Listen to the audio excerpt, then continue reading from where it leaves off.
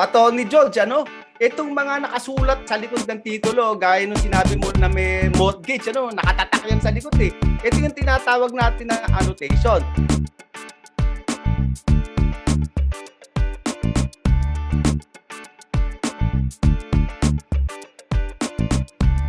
Magandang araw po sa inyong lahat at nandito na naman tayo sa Usapang Lupa na handog sa inyo ng Foundation for Economic Freedom. Ito po si Atty. Edwin Tiamson at ngayong araw pong ito ang pag-uusapan natin ay yung mga annotation sa likod ng titulo. Magandang araw po sa inyong lahat. Ito po si Atty. George Katigbak na makakasama niyo rin po dito sa Usapang Lupa.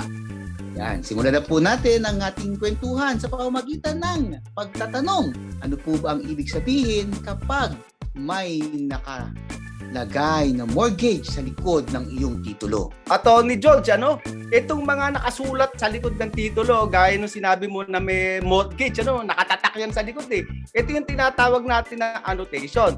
Ito ay parang notice na nagsasabi sa lahat ng tao na magdidil sa titulo na ito na mayroong mortgage o ang lupang ito ay nakasanla doon sa bangko, kadalasan bangko na nagpatatak ng annotation o mortgage sa likod nito.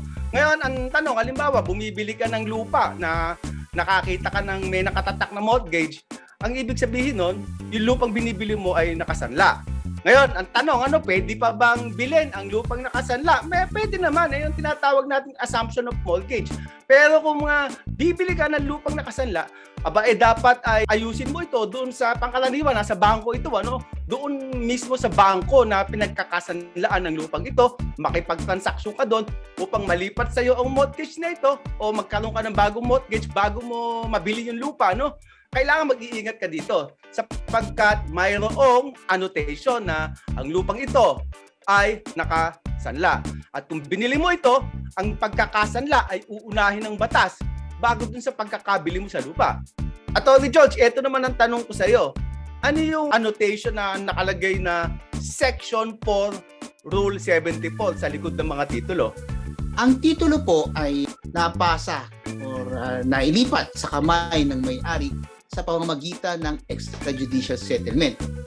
Kapag EJS po kasi, ang mga tagapagbana ng namatay na naitsapera o yung mga pinagkakautangan ng namatay ay maaari pong mag-abol sa titulo sa loob ng 2 taon mula nang ito ay marehistro sa may-ari.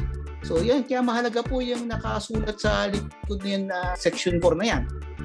Kapag po nasa loob pa ng 2 taon ang EJS, medyo delikado pa po itong bilhin. Dahil yung lupa pong yan, maaari pa pong habulin ng mga kamag-anak ng naagawan o kaya yung pong mga nautangang hindi nabayaran. Pwede naman pong bilhin ang lupa, pero dapat po kumuha kayo ng heirs bond. Para kung sakali po na may maghabol, ay meron po kayong insurance para hindi po sayang ang inyong pera.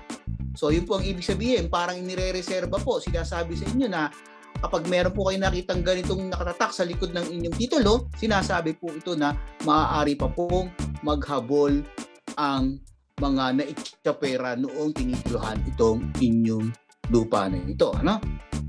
Sir, ito naman, kaduktong, ano naman po ang lease pendants? Pag nakakita ka sa likod ng dispendents, may nakalagay ditong case number. Kung pangalan ng kaso, ang ibig sabihin nito, yung lupa na iyong bibilin o gusto mong transaksyonin ay mayroong kaso. Ipinalista ng partido sa kaso yung kanilang case number, upang bigyan ng notifikasyon ng lahat ng tao na mayroong kaso ang lupa mo. So kapag binili mo ang lupa na mayroong dispendents, binibili mo ito na aware ka, na alam mo na mayroong kaso.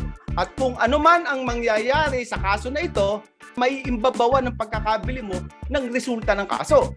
Kaya kapag nakakita ka ng dispendents ay maghinay-hinay ka muna at alamin mo muna kung ano ba ang kaguluhan na pinapasukan ng lupa na gusto mong bilhin o gusto mong transaksyonan. Atty. George, ito medyo kahawig ito ng lease pendants pero medyo iba to. Ano naman yung kapag ang titulo ay may nakita kang writ of preliminary attachment, Ano ba yan? Naku po, yan po ang mas nakakatakot. Medyo pinakadelikado sa lahat ng nakatatak dyan sa likod.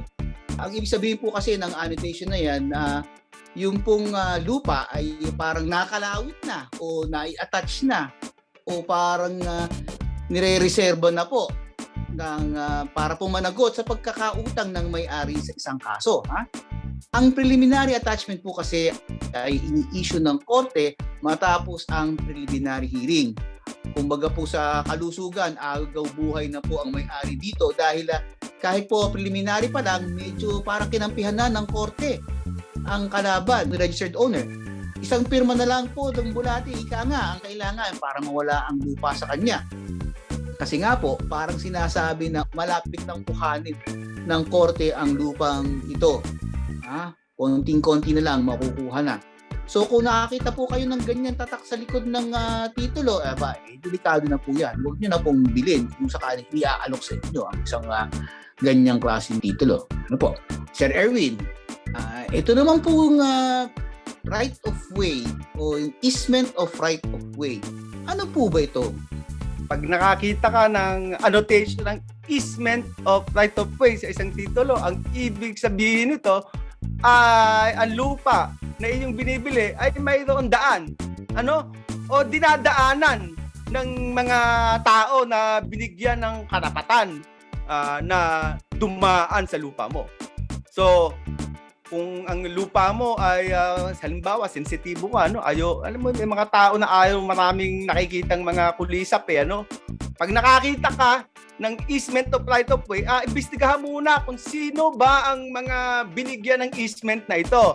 Karaniwan ito ay kalsada, Kaya kung kalsada ito ay talagang maraming tao ang magmamaroot marito, doon sa lupa mo.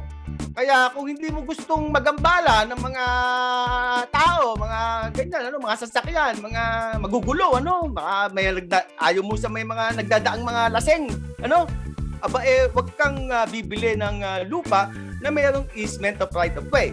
Imbestigahan mo muna, tingnan mo muna kung ano bang klaseng daan ang ginawa dito sa lupa mo. Ngayon, Atty. George, ano naman itong tinatawag nating deed of restriction? Nakikita natin ito sa mga eksklusibong mga subdivision, yung may deed of restriction sila, Kumbaga, may maraming bawal daw, Atty. George. Ito ay mga bawal na gawin sa lupa. Nabanggit mo, kadalasan ito nasa mga exclusive subdivision.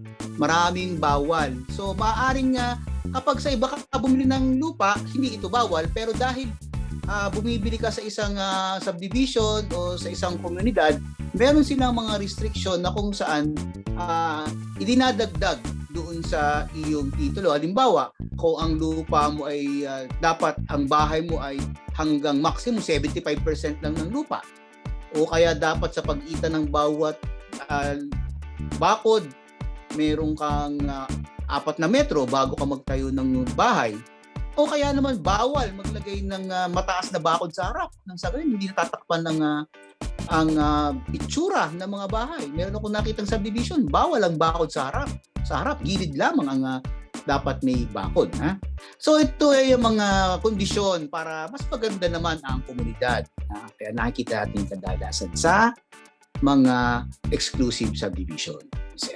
Naku po, sinesenyasan na naman tayo ng ating direct, Gusto ko pa sana pag-usapan yung restriction kasi mga lupang, may alam nga akong isang restriction, one family lang dapat na nakatira sa lupa, isang pamilya lang pang mayayaman na na mga subdivision pala to, pero dito muna natin tatapusin ang ating usapang lupa at ito po muli si Atty. Erwin Tiamson, sana naman nabukunahan na kayo, para makagala na kayo.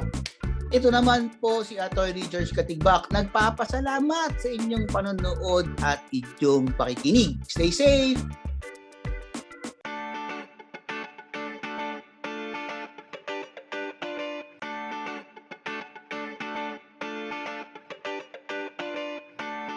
Para sa updates at previous episodes, i-like ang Support to Agri-Free Patent Reform Act RA 11231 Facebook page. At subscribe na rin po kayo sa YouTube channel ng FEF at Spotify podcast ng Usapang Lupa.